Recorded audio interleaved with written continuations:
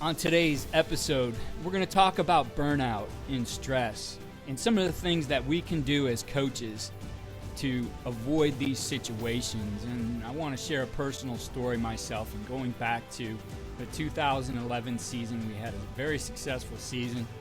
I believe at one point we were ranked as high as number 9. Just a great year on offense. All kinds of things going right within our football program. But on the other side, on the personal side of things, I left that season much worse than I was from a physical standpoint. There was a lot of stress that I let get into my life.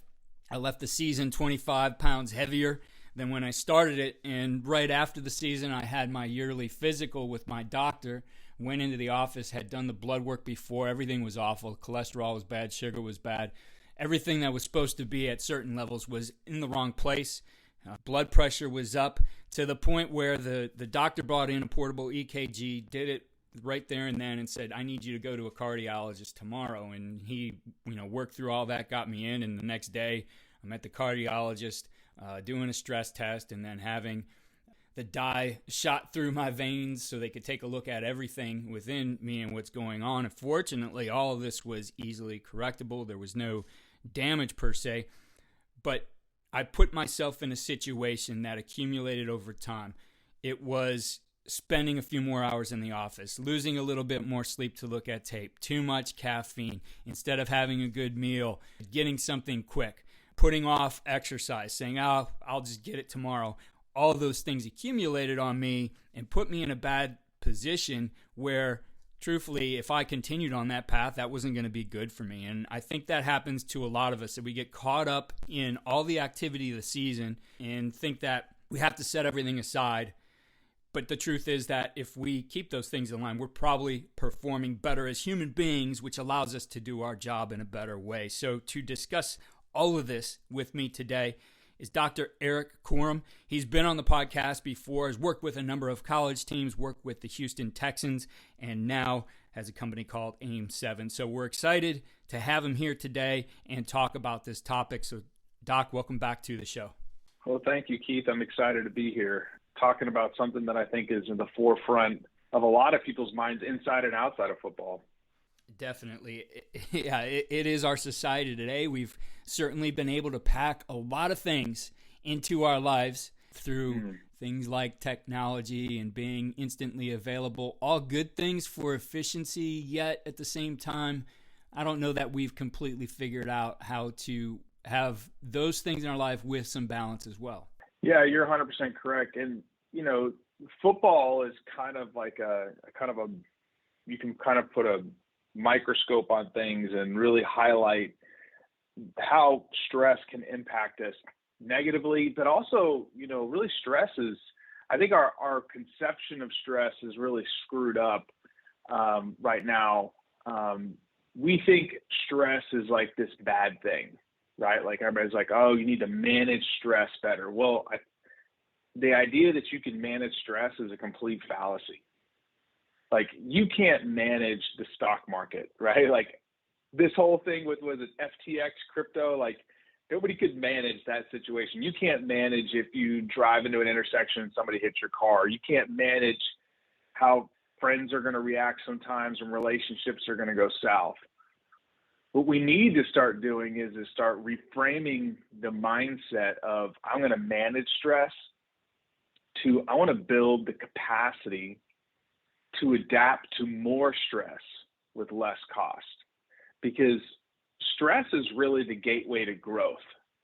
Like, if you want to improve at anything in your life, you have to deliberately engage in stress. So let's say you want to get physically healthy, you want to get stronger, right? So you start lifting weights. Guess what that is? That's stress.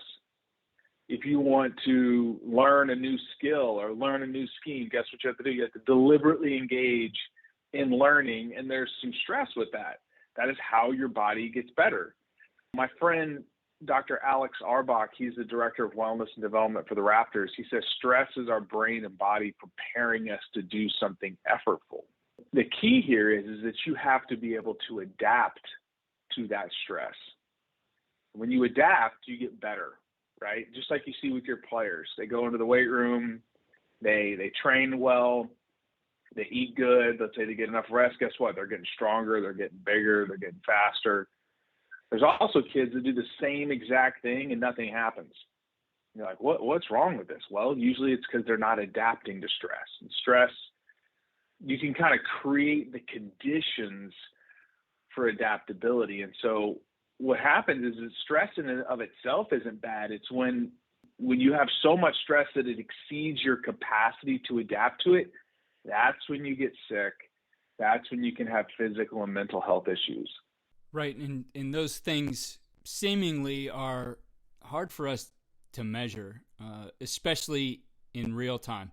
In my example, it took ending the season to know, like, oops, I got a problem here. Certainly I saw the weight going up, but I didn't see what was going on internally, and those were the dangerous things. I mean, weight can be lost, but everything else that was going on that were some bad numbers for me certainly were troublesome. And you've been on the podcast before talking about, as the example, getting your team ready for week one and the right way to do that there's a strategy for this that gets you to that point so you're ready to handle those loads. So in looking at that, I know you have some things that can help improve that capacity and things that you focus on, pillars that really are part of this. Would love to hear you explain those for us. Before I go into those pillars, I want to bring up a couple other quick things. Our response to stress, first of all, your brain and body do not differentiate between mental and physical stress.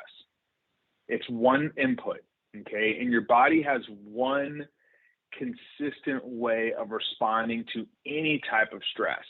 So like game kicks off, right? For most people, guess what's going to happen? Heart rate's going to go up, blood pressure is going to go up. Think about any stressful situation. And I'm not talking, stress is not a bad thing, right? Like, let's say you have to get up and give a speech.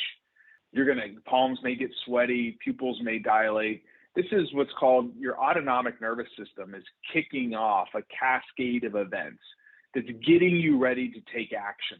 That is what stress is for, okay? It's not this prehistoric system that was designed for us to fight or flee predators. You hear about that. Oh, this was like, designed when we were having to run away from lions. No, it's like it biases us towards actions, whether it's physical action or verbal action. Here's the thing, though. Your body is trying to maintain an internal balance or state of homeostasis, and this term is called allostasis. So there's like two phrases I want you to remember. One is allostasis. And there's nothing wrong with going through intense stress. You can go from 0 to 60, but the problem is when you get stuck at 60. That's when you start experiencing all these inflammatory issues that led you to have to go see your doctor. So your body's trying to reach this state of allostasis, this healthy internal environment. And there is a cost to adaptation. Every time you encounter physical and mental stress, you experience something called an allostatic load. When that load is chronic and it exceeds your ability to cope and adapt, that's when you have physical and mental issues, okay? So what I want everybody to understand is there's a price to be paid for stress. I want to try to reshift our framework to think of it's not about the stress itself, it's like how do we build a bigger gas tank, okay? So there's 5 pillars to building more capacity. They are sleep, mental fitness, exercise, nutrition, and living in community or having healthy relationships. The scientific literature is very clear. Not only do these things improve your capacity to adapt to stress, but they also prevent the most common lifestyle diseases that are facing our country right now: cardiovascular disease, diabetes, and obesity. So I can kind of go through these really quickly and kind of give you a little bit of physiology and like a couple key take-home points. But I would say before I get into that, there's one behavior that I think every single person should be engaging in that anybody can do that's going to set them up for being able to adapt to stress, and that's this. There's something called a circadian rhythm. You ever heard of that, Keith? Yes. Yeah, it's this 24-hour rhythm that our body has, and every cell of your body is anchored on this. But there are external cues in your environment that keep you regulated. Okay. Your circadian rhythm drives your alert cycle, like when you feel alert and when you feel sleepy at night. The primary driver for your circadian rhythm is sunlight, is light in general. When you view sunlight first thing in the morning, it sets your body's, I'm talking your hormones, it kicks off a cascade of hormonal and neurological events that set your body up for adapting to stress. It sounds so simple, but think about this. 100 years ago, like, we weren't working indoors all the time. We were outside, right? When you view sunlight early in the morning, all it takes is about 5 to 10 minutes on a really clear day. It sends a signal to this thing on the top of the roof of your mouth. It goes through your eyes interact with light, and then it sends a signal to this thing called the suprachiasmatic nucleus, which is also known as a circadian pacemaker, which then sends a signal to every single cell in your body that it's time to be alert. It does this by increasing cortisol, which is great. It also increases your body temperature. So if you want to be more alert during the day, it all starts by the first thing that you do in the morning. And this does not work very well if you're looking at the sun through a window. You literally have to go outside. So whether it's cold, whether it's hot, first thing I do in the morning, I get up before the sun's up. But as soon as that sun starts peeking up, I go outside and maybe, I'll eat my breakfast outside, or if I'm having to drop my kids off, I'll go hang out in the parking lot for a few minutes. That one single action will improve your alertness during the day. And then it also helps you release melatonin about 12 to 16 hours later so that you can fall asleep at night. But it sets up this whole system for adapting to stress. So if anybody's listening to this, do this for 7 to 14 days. You will feel like a different person. I literally had somebody message me this morning. She said she's never been a morning person. She started doing this several months ago, and it literally has changed her life. And this isn't like fake science. This was the science behind this came out of a lab at Princeton. That's the number one thing that you can do. That's going to then set you up for sleep. Because here's the thing. When you sleep, this is like a non-negotiable. The formula for adapting to stress is the right dose of stress and the right dose of rest. So think about it from a coach's perspective. On game day, your job is to be able to make critical decisions. All right. All during the week, you are learning. You're learning your opponent's tendencies. You're learning your game plan, and you need to be able to recall information very quickly to make the right decision. Would you agree, Keith? Yes. Okay. That whole process, you can put in all the work that you want, but do you know when learning and memory actually is cemented? It's cemented during sleep. So when you sleep at night, your brain is actually like strengthening the neurological connections that were actually, what happens is like when you start learning something new, you kind of feel a little bit this agitation, this little bit of anxiety. That's adrenaline going. It marks these neurons in your brain that you used while you were learning. And then when you go to sleep at night, it strengthens those connections. But when you sleep at night, there's a massive restoration process that occurs. Your immune system is restored, your hormonal systems are restored, and then the tissues of your body are regenerated. It does this by releasing hormones like growth hormone. Guys, if you're struggling with low testosterone, the majority of your testosterone is released for men during sleep. Fragmented sleep or reduced sleep will significantly impact your testosterone. As a matter of fact, 1 week of sleep restriction to about 5 hours a night will reduce your testosterone by 10 to 15%.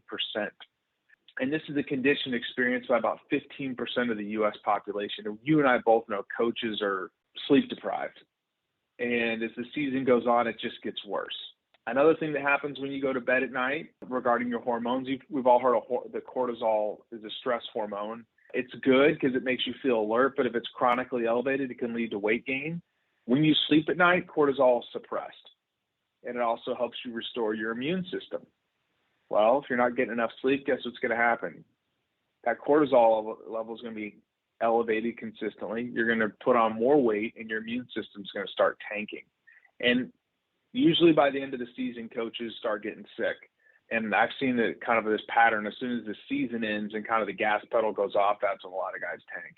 So the last thing I want to mention is this is kind of new neuroscience that we've learned in the past 10 to 15 years.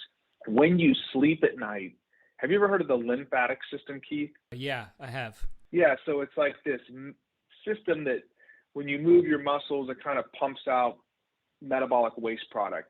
We've recently found that the brain has its own detoxification system called the glymphatic system. And what it does is at night, it's actually clearing these metabolic waste products and flushing them out of your brain. And a lot of these waste products, one of the key proteins that's cleared is called amyloid beta, and it's associated with neurodegeneration, like cognitive decline, like Alzheimer's disease, Parkinson's disease. And this system is activated when you are asleep. So when you do not get enough sleep, you literally have crap stuck in your brain. And there's a reason why we now think, like when you have a really great night of sleep, it's almost like restorative, regenerative, you feel really alert. But when you don't get enough sleep, you kind of have brain fog. That's why. And so the first pillar for adapting to stress is you've got to get enough sleep. And, 7 to 9 hours is that key time frame. And if you're one of those guys listening that's like, Erik, I'm great off of 6, you're probably not. You most likely do not have the genetic polymorphism that allows you to sleep less than 7 hours a night. It just doesn't happen. It's like a fraction of 1% of the population. And you may feel like I'm doing great, but you probably don't even know what good is right now.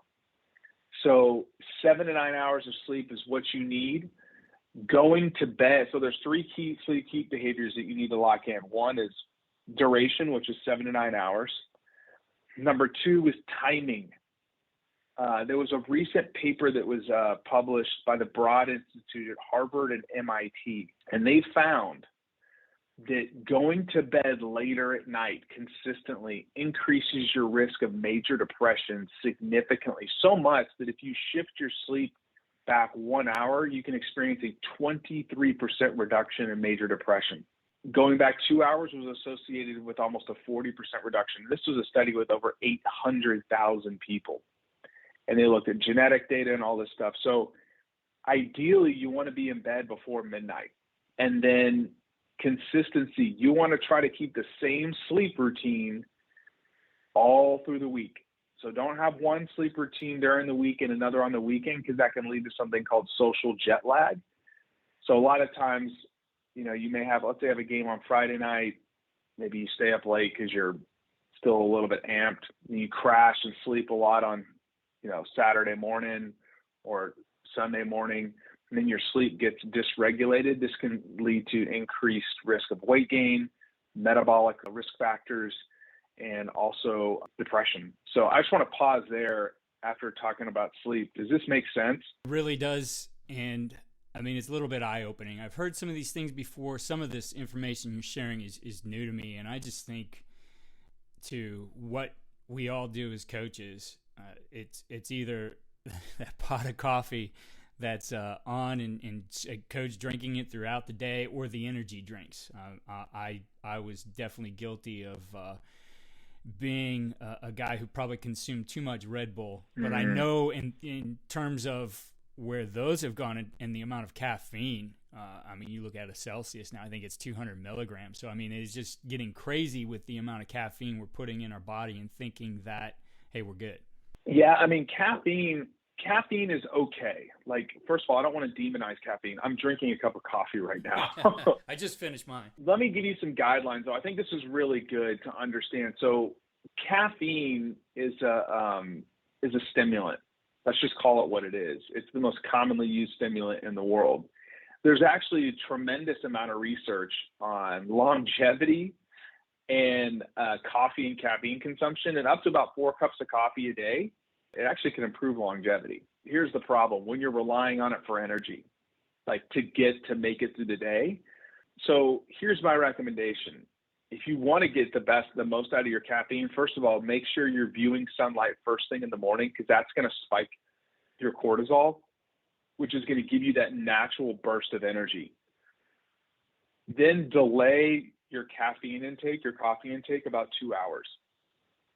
If you can hold off about 2 hours after you wake up, so you get up in the morning, do your thing, the sun comes up, get a little bit of sunlight, maybe it's in the parking lot at school, maybe you go on a short 10-minute walk in the morning, that's a great idea. Then you can have your cup of coffee or two, that's fine, totally fine. But when you're relying on caffeine to just make it through the day, that's when there's a problem. You can use it to, spike your alertness. There's nothing wrong with that for for practice. I would definitely try to limit caffeine intake about 6 hours before bedtime, because that's going to prevent you from being able to fall asleep very easily. Because what caffeine does is it blocks these receptors in your brain called adenosine receptors, and it basically jukes your brain out and makes your brain think that you're more alert than you really are. And then when that caffeine wears off, then you kind of have this crash. So if you're anchoring your circadian clock in the morning, you delay that cup of coffee a couple hours, you will notice that the caffeine hits a bit differently. And I would just say keep it under 4 cups a day. That's good advice. I did want to ask a little bit about, you mentioned the sunlight being important. So as I sit and record this and look out my window in Northeast Ohio, I see what I typically do from about November until April, gray. The one thing I have right here on my desk is I think it's called a blue light. And I don't even remember the name of this little device now, but it's supposed to, I guess, imitate the sunlight. But thoughts on ways to do that, especially this time of year where the sunlight can be a little bit sparse in places? Yeah, so it's a great question. I get this quite frequently. It doesn't, first of all, looking through a window is 50 times less effective. You literally have to go outside. So I hate to rain on your parade, but you literally need to go outside. I don't care if it's cold. I used to live right on the border of Kentucky and Ohio, and we'd get some crazy snow and stuff like that. Just go sit on your porch. The cold will actually wake you up too, and in a good way. The cold exposure in the morning is a phenomenal way to spike adrenaline. People are doing all these cold baths and cold showers. You can get the same effect by going outside and getting cold for a few minutes. But you literally have to go outside and view sunlight, because it's the quality and intensity of light. So there's what's called a lux meter. You can get an app for like $1, and you could point this meter. It's a meter of intensity of light. You could point it at like the light board that you're talking about, which is helpful. But if you were to go outside, even on a cloudy day, the lux of light could be 10,000, 20,000 lux, versus inside it may be 300 or 400. And so you just need to go outside. Maybe you can't go outside for 20 minutes all in one burst. Go out for 5, come in, take a break, go out for 5. Does that make sense? But you got to go outside. Do it for 2 weeks. Trust me, you're going to feel different. It's how your body's wired. Yeah, I think that's great advice. I can think of, going back to my high school days of coaching football, where my office was tucked away somewhere in the middle of the building without a window. Oh. So, I remember, Eric, one of my first weeks when I was at BW, we just called it the bunker, and it literally was a cinder block bunker. Furnished very nicely. They did it well with how it was done, but you never had an idea of what time of day it was or what it was like outside. I can remember, and this is like summer of 2009, we're in there and we're watching our first opponent playoff film, and they're playing in the snow, and I literally get this feel like when I walk out of that room that I should see snow outside. That's how deprived we were, sensory deprivation there, right? So I can relate to it, and that makes a lot of sense to get outside actually and experience the sun. A lot of times we have great facilities in our building for exercise, so we're running on a treadmill or a bike, and even with the big windows in some of those facilities, I think that's an important point there. Yeah, I was recently reviewing some research by a very famous neuroendocrinologist named Bruce McEwen, and he's kind of like one of the fathers of our modern understanding of stress. The first thing he mentioned when it comes to adapting to stress is your circadian clock. I mean, that was the first thing in this like huge scientific paper. And as a coach, I mean, I remember when I was with the Texans, I was in the internal part of the bowl. So you're kind of in the bowels of the stadium. And you're right. Like I'd go in when it was dark and I'd leave when it was dark. I was terribly unhealthy. And when I started going, okay, I need to go outside, like you can go outside for 5 minutes and just do it frequently throughout the day and anchor your body on, because that is how our body is wired. We're wired to work with the sun. The second thing I'd want to bring up about building adaptive capacity, that's kind of this idea. We want to build the capacity to adapt to more stress. It's something called mental fitness.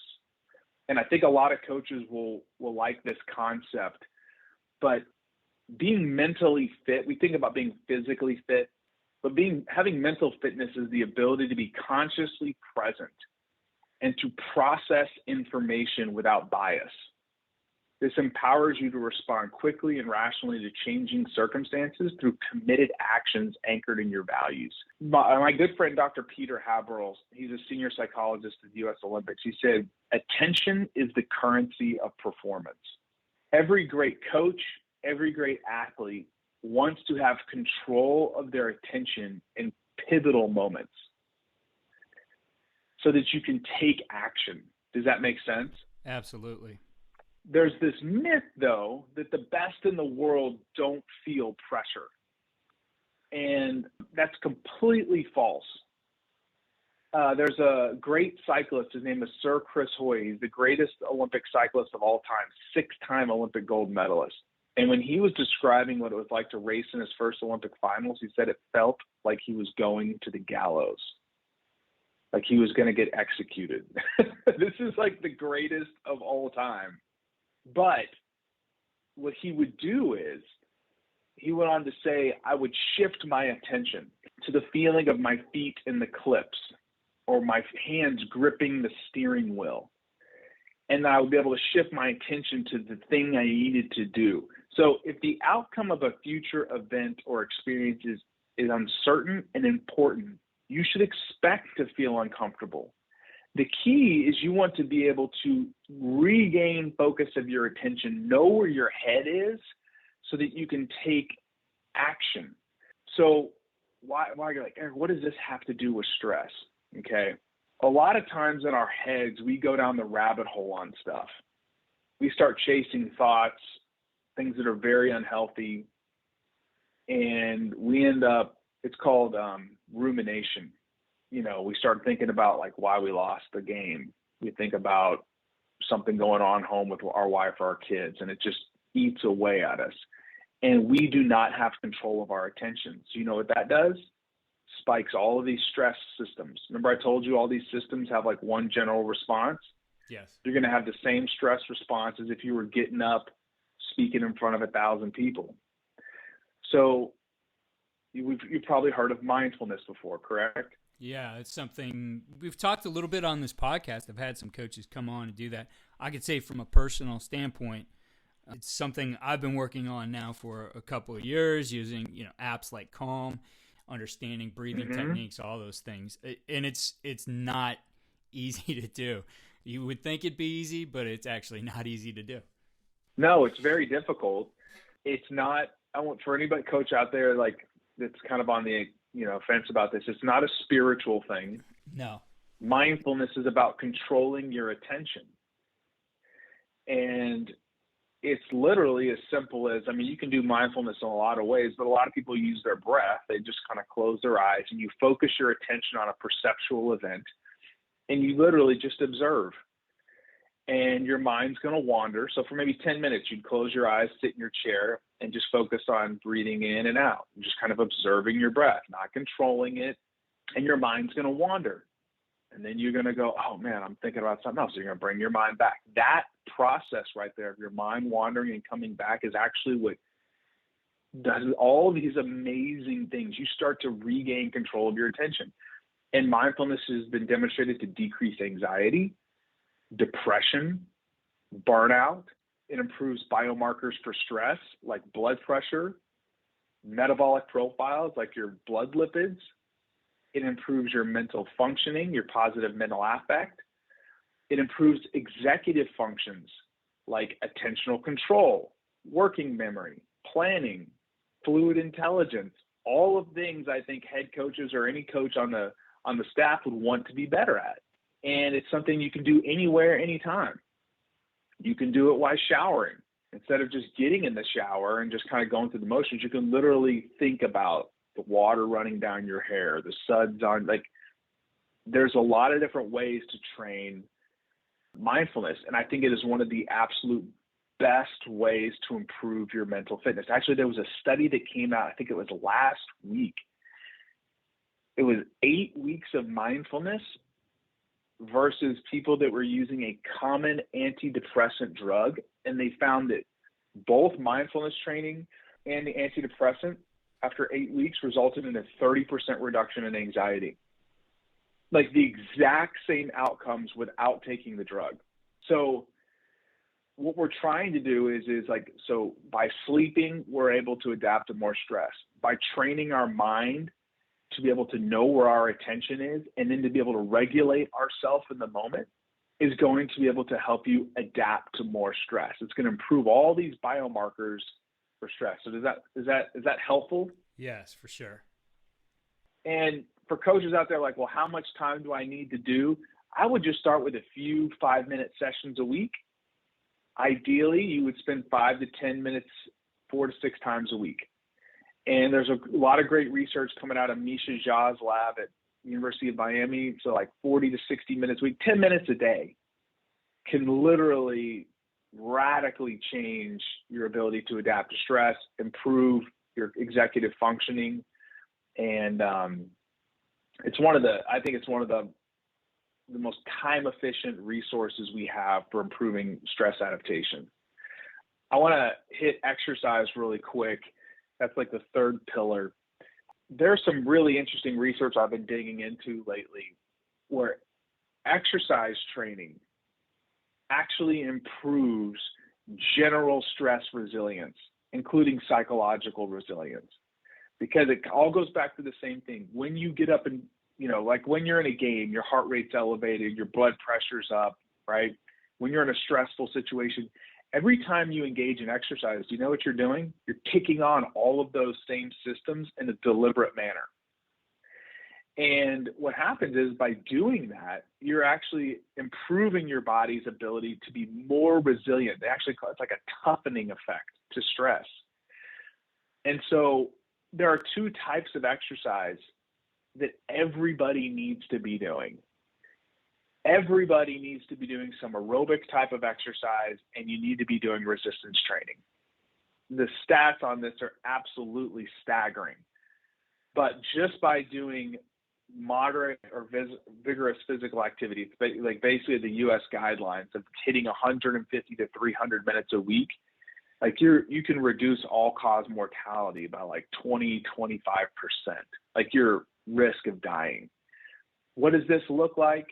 It could be getting on the elliptical. It could be getting on an incline treadmill. It could be, you can come up with all the different ways that you can get into this aerobic exercise. Bill Belichick, remember those old films of him, like watching film with the Easton sweat jackets on? You remember what I'm talking about? Yes, I do. Yeah, I mean, you can get creative, but you need to be hitting at least 150 minutes of aerobic exercise a week. There's significant literature coming out right now about how this improves your brain health, improves learning and plasticity at all ages. So you need to be doing that, and then you also need to be doing some type of resistance training. Quick question on the aerobic side. You said 150 minutes. What type of intensity for that, right? Great question. I mean, because there's so many different ways that can be handled. Going for a walk is great, but that's not going to get it done. There's 2 categories. So 150 to 300 minutes of moderate intensity or 75 to 150 minutes of vigorous. So I'll start with moderate. Moderate is your heart rate's at least above 60% max heart rate. So if you took 220, so I'm 40 years old. Here's a very simple way to figure this out. Take 220 minus your age. So for me, I'm actually 42. Let's just call it 40. So that's 180. I would need to get my heart rate above like 108 beats a minute. For some folks, that's getting on a treadmill on like a 6-degree incline and walking. So if you have a smartwatch, like an Apple Watch or a chest strap or something, you need to have your heart rate elevated, but you can have you should be able to speak. Okay, that's moderate exercise, like 60 to 75% max heart rate. So for me, that's like 108. So I think like almost like 140, 135. So I'm 51. Can I just call it 40 as well? Yeah, you can call it 40 if you want. Okay. But for you, that would be like what? Let's see, 170 times, 105, 102 beats a minute. Okay. But you have just going for a walk isn't going to get it done. You're going to have to get your heart rate elevated. That's moderate intensity. The vigorous stuff would be like HIIT, where like you go 20 seconds all out on a bike and then you're resting for 40 to 60 seconds. Because it's such a high intensity, you can get a lot of the same cardiovascular benefits in a shorter period of time. So, and that's why there's kind of a multiplying factor of 2 minutes. So for every 1 minute of vigorous, it's equivalent to 2 minutes of moderate. But so you either need a blend of 150 to 300 minutes of moderate or 100 or 75 to 150 minutes of vigorous. So, you could go one day of doing, all right, I'm going to get on the bike for 10 minutes, warm up. I'm going to do 10 minutes of HIIT training, 20 seconds on, 40 seconds off for 10, and then, kind of cool it down for 10 minutes. And now you've got yourself almost 40 minutes or 30, does that make sense? Yes. So coaches, you need to be doing aerobic exercise and then resistance training. You don't have to be squatting and deadlifting and power cleaning, but you need to be lifting. You could be using machine weights, whatever, but total body strengthening. So upper and lower body strengthening exercises. How long, there's not a whole lot of literature on how long, but I would say probably 45 minutes twice a week. If you combine aerobic training with the resistance training, you reduce your risk of all-cause mortality by over 30%.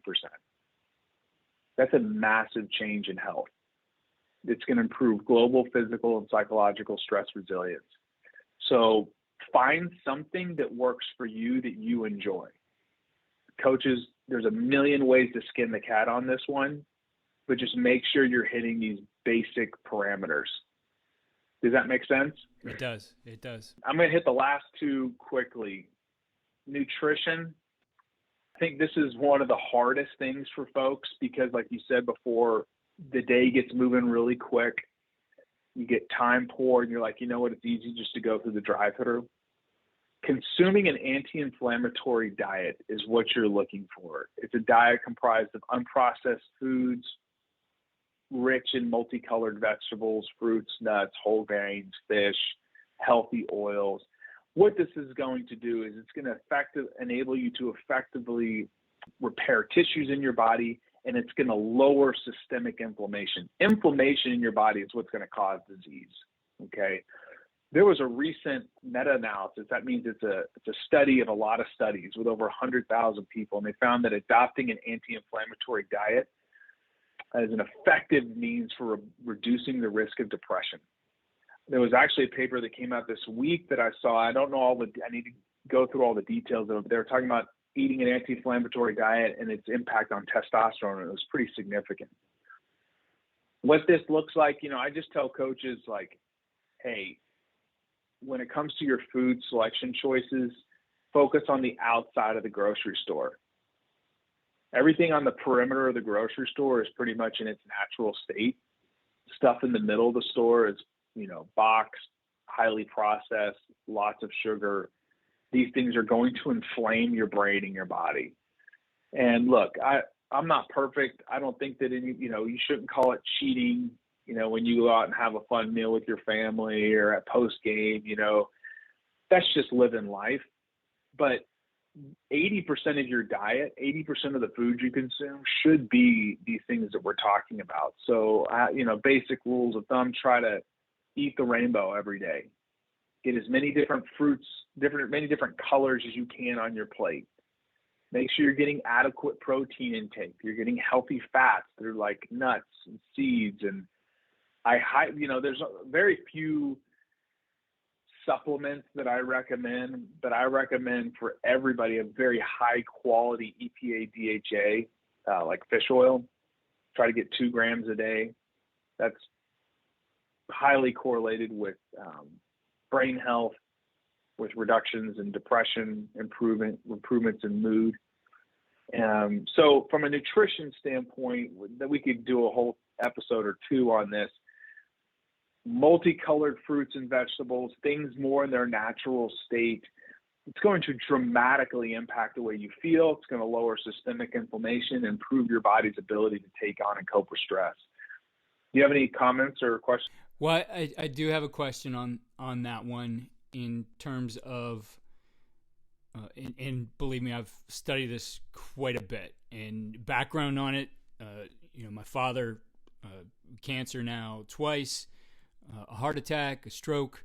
I mean, he's done it all. And, from being someone who was an athlete, I did see him make very poor decisions about his diet, right? Very particular diet, definitely heavy in things that weren't good for him.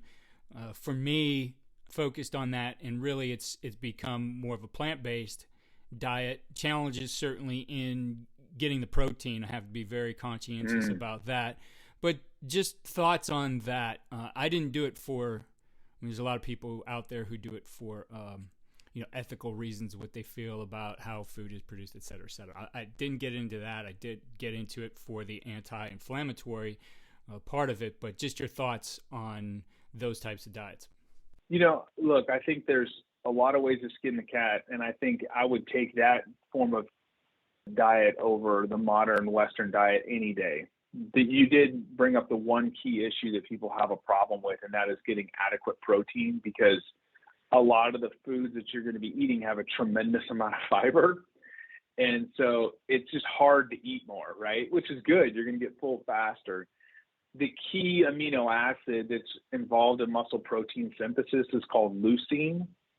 And so for somebody that's eating a plant-based diet, I typically recommend that they supplement with some leucine so that they can, along with their food, so they can get enough of that amino acid so they can maintain or increase protein synthesis. Because that's the key thing. You do not want to lose muscle as you age. That's called sarcopenia, and that is a major risk for all sorts of health problems.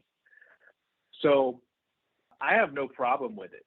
Just make sure you're getting enough protein. And there's a lot of good protein powders out there that you can use if you want to go in that direction. But leucine is the key amino acid that you're going to need to probably supplement with. Yeah, that for me has been it, really, is getting to the point where I have had to supplement it with the protein powder. And I'm not going necessarily for perfection here, and it's always got to be plant-based. Yeah. I mean, there is every now and then, I'll have, it's usually more seafood, fish, something like that. Yeah. Being conscientious, though, of making sure that whatever that isn't plant-based is, like you said, from the outside aisle of the grocery store.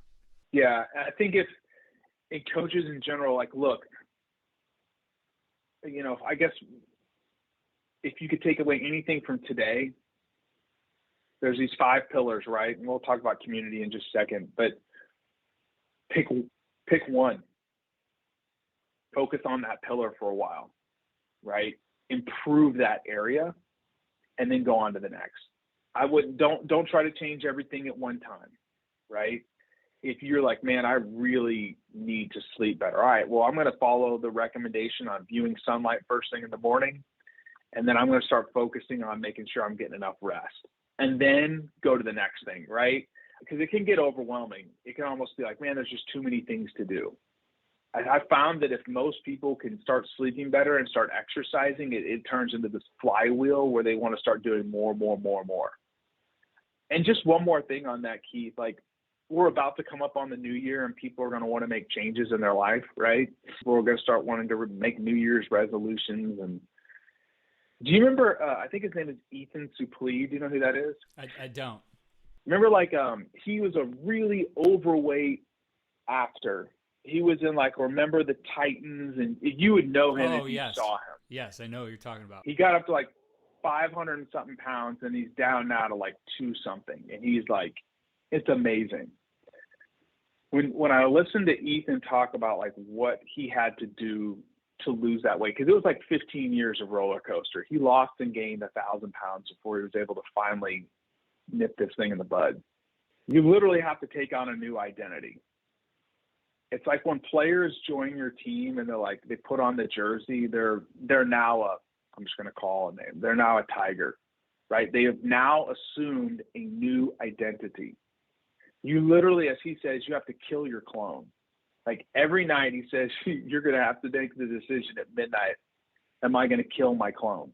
Am I going to get rid of that old version of me? Am I going to assume the identity that I am now somebody that lives I eat healthy. That is who I am. I exercise. I'm an exerciser. I'm a person that values my health, mental and physical. It's going to be really hard to make long-term change until you decide to assume a new identity. Just like you ask your players to assume a new identity when they join your roster, you have to do the same thing if you want to change your physical and mental health. And so I think the key to all of this is whether, vegan or we're going to do this diet, what's your new identity? And if you can assume that new identity, then all of this stuff's going to fall in place. Yeah, I agree with you 100% there. It's funny with family members, especially now coming up on times of the holiday. Anytime we get together, so, are you guys still doing that diet? And we're like, it's not a diet. This is not a diet. This is a lifestyle. This is a lifestyle. This is how we live right now. This is how we do it. So it's I agree with you 100%. And that's just how it's been for us. And I've been on the other end where I'm going to go on a diet and lose weight, and the mindset really makes a difference. 100%. I mean, nobody's going, hey, did you quit your team? No, that's my identity, so I think if coaches, and it's not going to be easy, but you got to assume that new identity. The last pillar I want to hit up really quickly is this idea of community and healthy relationships. I think if anything from COVID period of time, we learned that life is not meant to be lived alone. When you're in isolation, and you can be with a group of people and living in isolation, if that makes any sense, you have to engage in healthy relationships. There was actually a study published by the British Psychological Society that pointed out that during lockdown periods, people with greater social connectedness had less worry and fatigue, as well as lower perceived levels of stress. They found that when you stay connected in times of stress, you literally create a buffer against poor mental and physical health outcomes, and it helps you adapt to new and changing circumstances. Staying in healthy relationships and healthy community is really important. And I recommend people have relationships outside of work, a community outside of the office, outside of that building. I was doing research on all the things that were associated with reducing allostatic load, that cost of adaptation. I found something that was really fascinating. No matter what your faith background is, I found this really interesting. They found that there was a study with over 5,400 people over 18 years, and they found that regular attendance in any type of faith community reduced the risk of death or all-cause mortality by 55%. Wow. This is when they controlled for socio-demographic, clinical, and laboratory factors. It resulted in lower blood pressure, improved HDL, lower LDL, crazy stuff. No matter what your faith is, it's this idea of being part of a community, a very supportive community. And you can find that in the locker room, but sometimes you may be in a really toxic environment at work. You need to make sure that you have that community outside of work. It could be your family. It could be some close friends that you connect with once a week on a phone call. But I highly, highly recommend that's the fifth part of this thing is community and relationships. So if you want to kind of tie a bow on this, the 5 things that you need to be engaging in if you want to improve your ability to adapt and thrive under stress is sleep, mental fitness, exercise, nutrition, and living in community.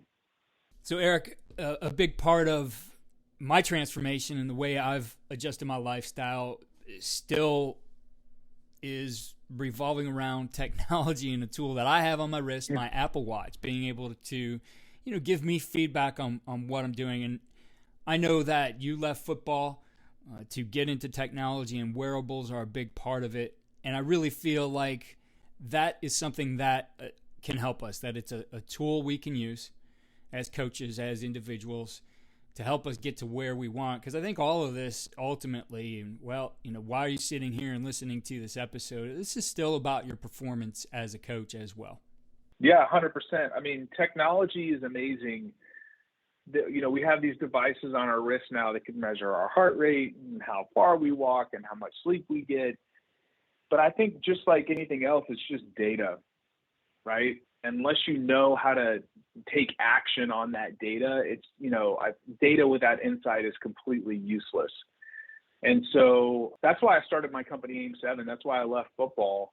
When we first started doing all the athlete tracking stuff, we talked about this on the show before, back in 2011 at Florida State, like we had tons of data about everything that these players were doing. But we're like, well, how in the world do we use this to actually improve performance and reduce injuries? And when we were able to finally unlock that, we had like an 88% reduction in injury. And so I started looking at, consumer wearables, and I'm like, okay, do people actually know how to use this to improve their health and wellness? And the answer is no. I think the number one complaint by wearable tech users is their data is useless. So I started AIM7 to basically help people know exactly what they need to do each day for their mind, body, and recovery, so they can look, feel, and perform better. The whole concept behind AIM7 is improving adaptive capacity, everything that we've talked about today. So I'm pretty excited. We're about to roll this thing out here in the next couple of weeks. But what we do is we do two things. We give you recommendations every day, like I said, for mind, body, and recovery. We can tell you based off of all the exercise you do, what type of exercise is best for you that day, how hard you should go, and how long you should go to improve your ability to adapt to stress. We also provide you daily mental fitness recommendations. So let's say we notice that you're really stressed out, we'll send you a breath work tool that you can use in the moment to help regulate your stress. Or let's say we notice that your energy is lagging, we'll send you a breathwork tool to kind of help bring your energy and focus up, or a gratitude journal to improve your mood. And then we also provide sleep and napping recommendations. But then we take it a step further, and your first 7 days in the app, we're analyzing your data. Just like you would before you play a team, you're going to break down the film, you're going to analyze things for several days. We spend about a week looking at all the data. We send you a bunch of different questionnaires inside the app. And then on day 7, we send you what's called a limiting factor report. We're like, hey, this is the number one thing that's holding back your health and wellness. And then we unlock content in the app and features to help you fix that one thing. So it could be, hey, maybe you're just not getting enough exercise. We'll automatically help you create goals every week to help nudge you in the right direction. Or maybe it's mental fitness is the area you need to focus on, or it's your sleep.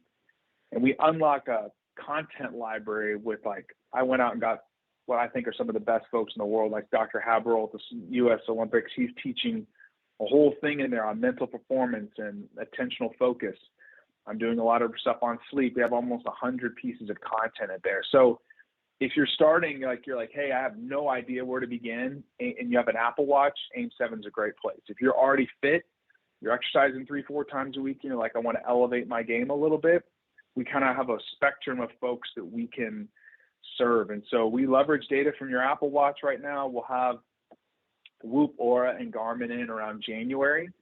But I built this for busy people that don't have time to look at all their data. They just want to know, what do I need to do today to feel better? And so I kind of built this with coaches in mind. Like, yeah, if I'm a busy coach and I got 5 minutes, I just want to know what to do. And so it's very action oriented. Yeah, well, I think the feedback is so important, and to just operate blindly, okay, here's a plan, I'm just going to keep following this. I think everything needs feedback, right? We give our players feedback constantly to elevate their performance. And I know you've done some initial studies here as you're bringing this to market. How much more effective is this for an individual versus okay, here's my plan on paper. I'm just going to go and do this? Yeah. So in the first month, the average AIM7 user had a 31% reduction in stress, a 19% reduction in soreness. They had improvements in sleep, motivation, and they did 38% more workouts. One of the things that we baked into this app was there was research I did, or I should say Dr. Chris Morris, who's the head of performance science at the University of Kentucky, when I was there on something called fluid periodization. Long story short, what that means is this. Let's say you have an exercise plan you do Monday, Wednesday, Friday. Just because it's written down doesn't mean your body and brain is ready to adapt to that stress. What we found is if you use data from your wearables and you manipulate how hard or how long you go that day, or even the type of exercise, you can improve fitness significantly faster. We've automated that whole thing inside this app. So whether you do jogging or the elliptical or weightlifting, we'll tell you exactly how hard and how long to go that day based off of how your body is feeling that day and is ready to adapt. And it speeds up results significantly. So, Erik, how can our listeners learn more and be able to access this app once it's launched and ready to go? Yeah, so if you go to AIM7.com, AIM7.com, and you sign up, get early access, it will not be in the App Store for a while. So what we're doing is we're keeping this in what's called private beta. So we're literally going to be letting small groups of people in at a time. But if you sign up and you put in, we're going to ask you hey, where did you hear about us? Say, hey, I heard about you on the Coach Coordinator podcast. We'll move you up to the front of the line. We've got about 2,000 people on the waiting list, but I want to help and serve coaches. And so we'll move you right up to the front of the line. And when we're rolling this out, we'll send you an email and then we'll send you a link to download the app and you can get started. Awesome. Appreciate it. Well, as always, I love these conversations when you come on the podcast. We've got to make sure we do it more because you bring some great information, I think, that can help us in our personal performance. And obviously, when we're able to perform better as individuals, it's going to help our team and everything else we're involved in. So I really appreciate what you're doing and taking some time here to share this on our podcast. Well, thank you for having me. It's a pleasure.